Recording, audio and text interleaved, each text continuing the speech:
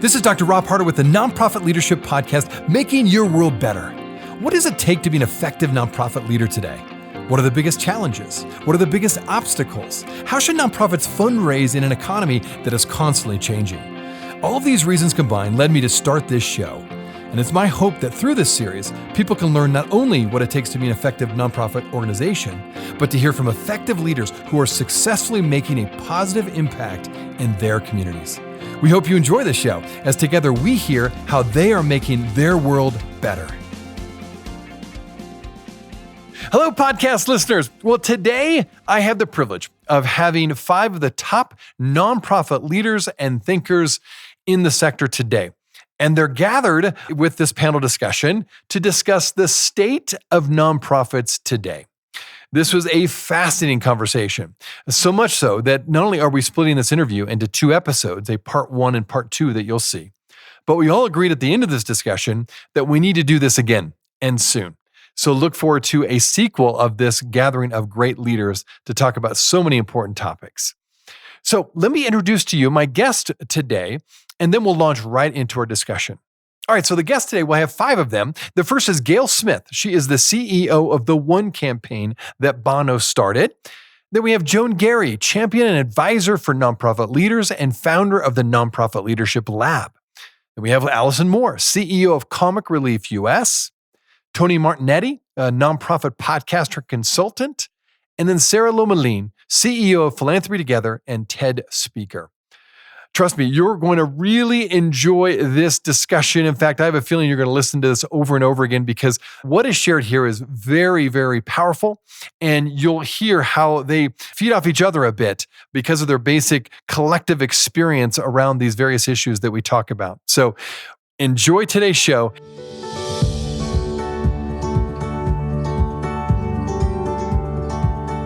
Well, welcome everybody. This has been something I've been looking forward to for a long time with the Nonprofit Leadership Podcast. The whole reason I started this podcast, now it's almost 5 years ago, was to really highlight some of the best speakers and best thinkers in the nonprofit space. And today I've got some really, really special guests.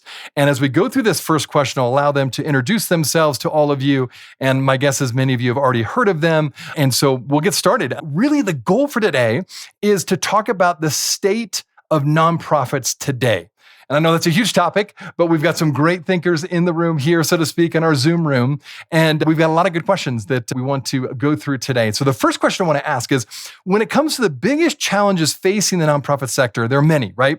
From a trend line of decreasing donors giving to nonprofits to the increase in a lot of services nonprofits provide are actually being asked of more. Plus, you add to that staffing shortages, the challenge of attracting and retaining the right staff from other sectors, right? And maintaining both the effectiveness and the efficiency of staff while working from home post-COVID. Well, I'm really glad, again, we've gathered these experts. And so I would like to just start out. I'm going to ask Gayle to start this first question off. What are you seeing, Gayle, and then for the rest of the group, when it comes to these issues we mentioned at the beginning? What have been some of the biggest challenges and successes in this area so far for you? Gayle? Well, thanks. And it's lovely to be here. I'd say a couple things, and I think we're actually fortunate. Before the pandemic, the One campaign, which is an advocacy organization that has as its mission ending extreme poverty and preventable disease. We've got offices in 9 countries around the world, and we've got functional or global teams, and then we've got country-based teams. Before the pandemic, we did a lot virtually because our teams are spread all over. So that was something people were used to. And I think we found so far, I have to say, it's not been a big challenge. It's actually worked pretty well. And one thing that's great virtually is that you see everybody in an equal box. And when you're in a conference room, the more senior people are more inclined to speak and the more junior people are less inclined to speak. They may be sitting behind, they may be sitting at the table. Valuable because more people speak up. We've been okay on retention. We get a lot of applicants when we've got job openings. So we're pretty good there, but we're relatively small and kind of niche. So I think, again, we've got good fortune on those fronts. We can get to some other challenges as the conversation progresses. That's great. Good to know. Thank you. Joan, could you add anything to that? I often find that discussions about life in the nonprofit sector come from a place of scarcity rather than abundance. And with meaning no disrespect to the framing of your question, right? Decreasing donors, hard to find good people. I have to say that I would push back ever so gently and say that we all have to recognize that the nonprofit sector holds the secret sauce that people are looking for, which is the secret sauce of meaning and purpose. And if the pandemic taught us anything, it taught us that people want meaning and purpose in their lives, whether that means as a volunteer, a donor, a staff member, or a board member. And I just feel that nonprofit organizations are not doing a good enough job of being enthusiastic, effective ambassadors, inviting all of those people to get out of the stands and onto the field. And that if we did that, the kinds of things that you're describing would not be seen as obstacles. The last thing I will say is that much of this stems from, in my mind, the risk aversion of nonprofit boards. That nonprofit boards see themselves as having fiduciary responsibilities, which means that they see their jobs as making sure that nothing goes wrong. And if you want to squelch innovation and strategic creativity and entrepreneurship, then come from a place of making sure nothing goes wrong. And so I actually have a very different view of the challenges facing the sector. I think the sector is uniquely suited at this moment in time to capitalize on an opportunity that what I would call the treasure in the darkness of the pandemic, to really grab onto people who want what we have.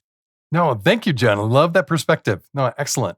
All right, let's keep going. Tony, any thoughts on that? Either you want to agree with Joan or any other thoughts from your perspective, what you're seeing in New York? Yeah, Joan was beautifully big picture, I think, and lots of important points. I'm going to be a bit more tactical, but first, hey everybody, thanks for being with us, and Rob, thank you very much for hosting. I'm honored to be with you all. My advice around my thinking around this topic is professional development. I think our professional development investments, and some folks even think of it just spending. I prefer to think of it as an investment in our people, and I'd like to see professional development prioritized more. I think that will bring a greater loyalty to the folks who are doing the hard work on the ground, and it certainly helps them see how they contribute to the mission, which like Joan was alluding to, how important mission is, and grounding in the work that we're doing. So I'd like to see investments in professional development, and I think that bleeds over into some of the other topics we're going to talk about too, and assessing your talent, knowing what you've got, moving people from within, prioritizing moving up versus hiring from outside, which is not to say that hiring from outside is always bad. I'm not saying that, but prioritizing moving people up, assessing that talent that you've got, succession planning, professional development. I like to see investments in those areas. Love it. No, great. Love the tactical side to that. All right, Sara. Sara is joining us from a long way away on a wonderful bus with great people. Tell us about what your thoughts are. What are you seeing in your neck of the woods? Thank you, Rob. And I'm so happy to be here with all of you. Again, I'm Sara Lomelin. I'm the CEO of Philanthropy Together, and I get the privilege to work with everyday givers, right, around the world, with people that are part of giving circles and collective giving groups. And, for me, on my side of the world, what I see it is more about, a challenge around member engagement. And I agree with every single word that everybody has said, Joan, especially you. It's like, it's time to see this, with an abundance mindset. And I see that, the last few years have been tough, and people are reclaiming their time. People are taking more time right now to heal. We see that there is some challenges around member engagement in terms of giving circles. But at the same time, one positive side of this is that there is no geographical barriers anymore, right? We are an organization that got started at the beginning of the pandemic. So we always were built as a virtual organization. And with our audience, a lot of our audience were not very tech savvy, before the pandemic. And suddenly, 2 months into COVID, everybody needed to learn how to use Zoom.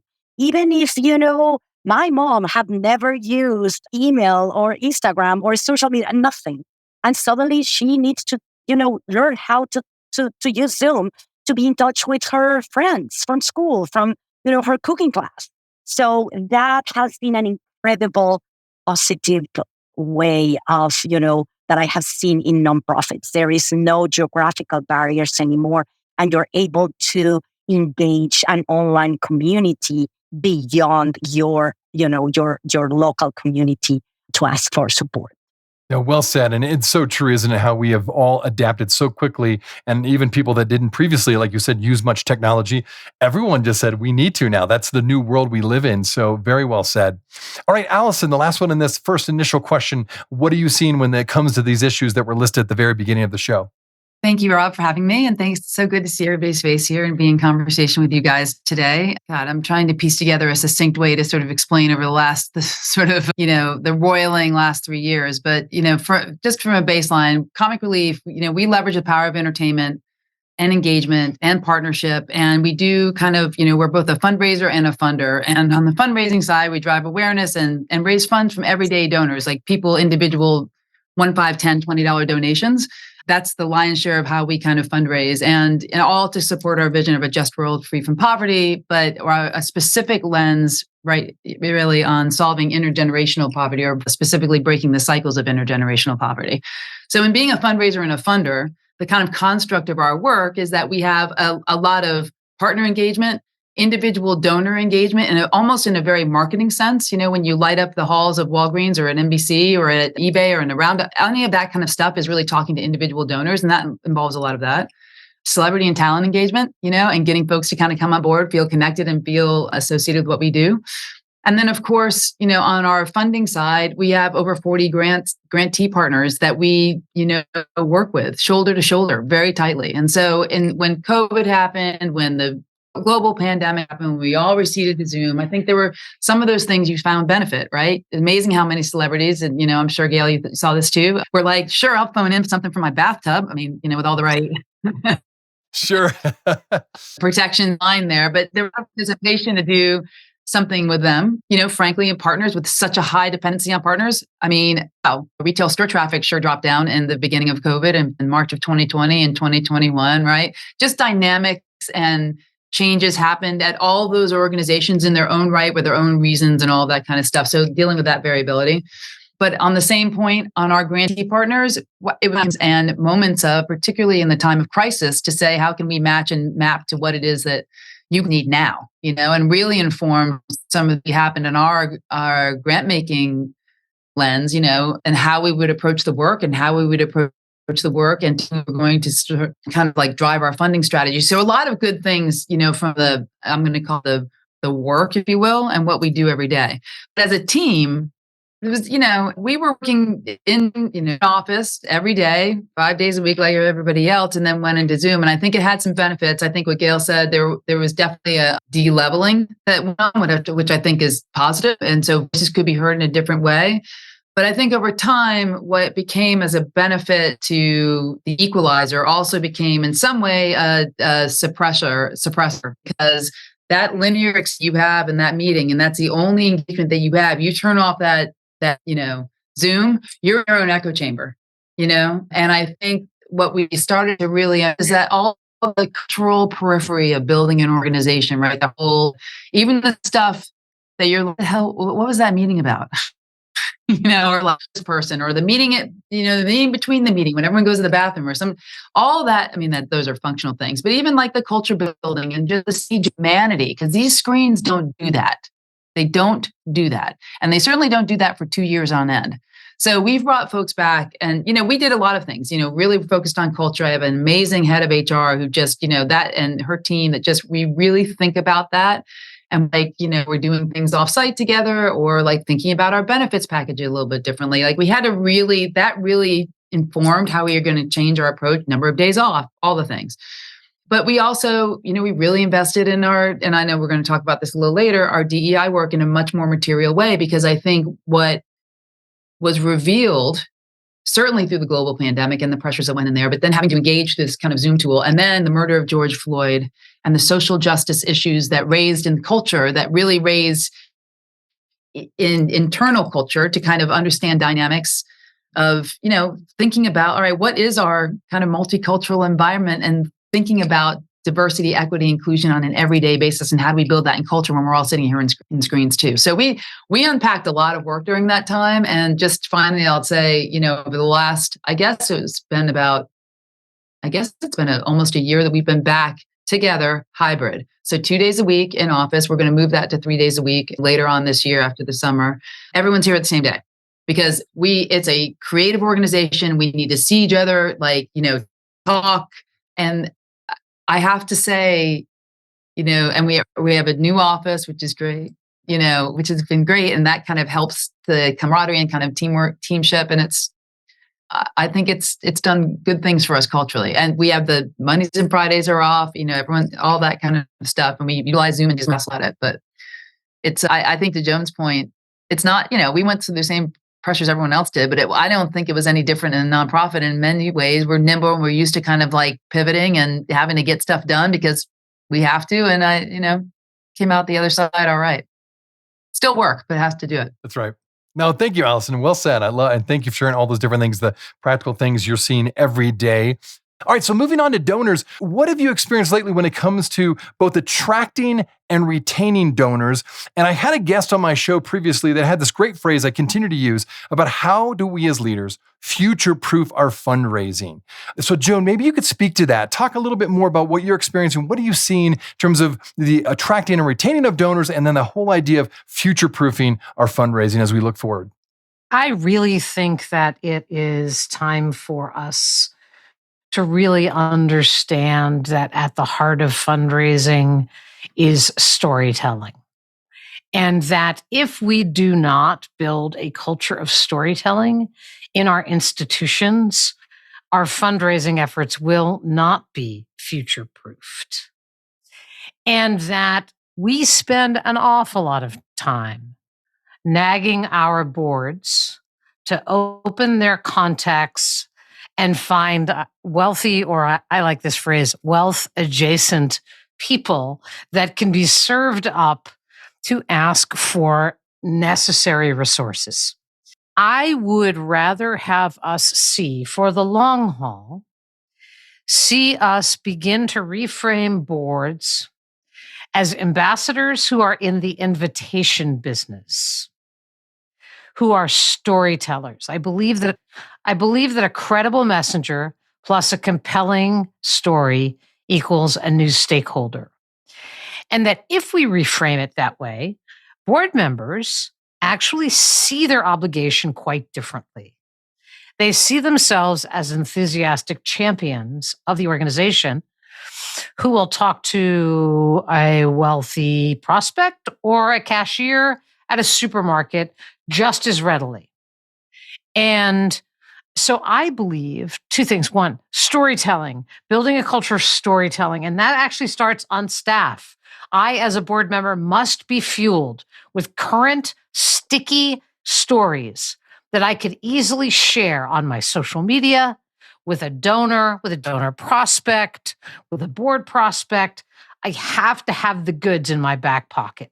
And then the second piece of the puzzle is stewardship. That I believe that every board member should have a portfolio of donors. I think it's a great way to level the playing field when someone joins a board who does not have capacity or does not know people who have capacity. So that you can have, for example, a give-get, and some people who don't have capacity or access to it are given a portfolio of folks to nurture all through the year. And that relationship could, in fact, lead them to renew or upgrade that donor at the end of the year. It's about, to me, bottom line, it's about storytelling. It's about fueling the staff and the board to be terrific storytellers, to understand that they are ambassadors to the good news about your organization, and it's about nurturing them every step of the way. Far too often, I see development officers who put together budgets every year and they say, we're going to raise this amount of money. And nobody on the board ever asks, what's the retention rate on your current donors? Right? That's a very important statistic. Are folks staying with you? And I believe that our organizations don't do a good enough job of nurturing and building and sustaining those relationships over time. No, well put. Really appreciate your insights on that. Tony, what else would you add to that? What are you seeing when it comes to attracting and retaining donors and future-proofing our fundraising? Yeah, I want to coalesce the 3 points that Joan just made into a fourth. So she was talking about storytelling and stewardship and retention. And I believe it's all putting those together. Certainly not, and this is not a divergence. This is like coalescing them into, my message is relationships, relationships, relationships. You have got to be good to the folks who are your donors, your potential donors, relationships with your staff even. I'm not only talking about those who are supporting you and those you're serving as well, the beneficiaries of your work, but all those folks, the stewardship of all those folks, because you want to retain all those folks. You want to retain your volunteers, the staff, as you're hopefully, as I was saying earlier, investing in them, investing in their professional development. So I think it's about all manner of relationship, empathetic with you, curious about people. That's a great one. I think curiosity about people. It's a genuineness. I really want to know tell me a little more about that vacation, or you're making a move, or your partner is making a move. It's enormous in your life. Tell me more about that. And it doesn't matter whether you're talking to somebody who works for you or somebody who's on your board or supports you in some other way. I think the relationships are key, that genuine empathy and curiosity about people will take your relationships very far. Oh, I love that. That emphasis on relationships can never be said enough because that is so critical. Tony, well said. Let's go to you, Gayle. What would you add to this discussion? I agree with what's been said, and I think storytelling is vital. The stewardship, both of the ways that the past speakers have described. I would add one thing to it. I call them nuggets. We're an advocacy organization, right? We don't run clinics. We try to mobilize people's voices to influence decision makers in positions of power to get real tangible outcomes. More money, better policies, right? Tangibles. But advocacy feels squishy to me. So I think always having the nuggets to me are the ROI. How do you explain that if you invest in the one campaign, these are the outcomes you get? And here are a couple of examples. It's just key to have in the back pocket. But I think going up to 20, 30, 40,000, I look at the sector, and I have been in and out of the sector. I kind of, in my life, have gone from being in government to then being in the nonprofit sector, then to government, the nonprofit sector. And a couple of observations that I would make. I think one of the things that's really challenging, and it gets to Joan's point on risk aversion at any level, is that funding for nonprofits is a story of volatility. If you look right now, for example, we're seeing less funding overall available to the sector, but we're seeing funders switching accounts, right? And certainly that's everybody's prerogative, whether it's philanthropy or individuals or anyone else. Donor retention is absolutely key. But even if you've got a core of donors, that you've got really good retention, I think it's very hard for nonprofits across the sector to have enough confidence in sustained financing to think long-term and strategic. As to the sector, forces a mindset where the thinking is more tactical than strategic. So at a moment like this, when for the nonprofit sector has never been greater, whether it's in terms of services, threats to democracy, the world just as a PS is a train wreck right now. There's a lot of danger out there. Thinking out a year or two is constraining, as opposed to thinking out where do we need to go in the next 5 or 10 years. Using an example from one's history, One was very involved in global debt relief for poor countries. That was a 7-year campaign, right? If it's services, if you are providing services and you want to expand those services, you've got to know that from year 3 to year 4, you're going to be able to increase funding incrementally. So I think one of the I've been thinking about this a lot. It's like, how do you foster long-term strategic thinking and deep thought about social change if you're kind of going year to year to year to year?